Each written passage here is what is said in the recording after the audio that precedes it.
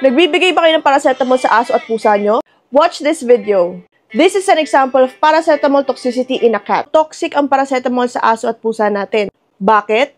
Nangyayari ang paracetamol toxicity dahil sa tinatawag na acetaminophen. Acetaminophen na to can cause liver damage. Pwede rin ito makadecrease ng ability ng red blood cells to carry oxygen.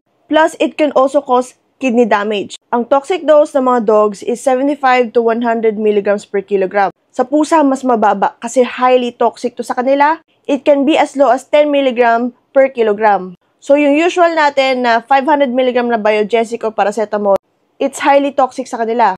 There are some dogs that can mildly tolerate ang paracetamol. But, this is not a good signal na ibig sabihin pwede kayo mag-self-medicate at ibigay nyo to sa aso nyo. Ang mga simptomas para sa paracetamol toxicity, labored breathing, jaundice or pagkadilaw ng mucous membranes, yung gums, yung mata, vomiting, dark urine, hypothermia, and it may also cause death. And if nakalunok ng paracetamol ang aso at pusa mo, this is an emergency case. Isugod nyo agad sa vet. So please guys, wag na wag kayong mag-self-medicate. Kaya, don't forget to consult your veterinarian.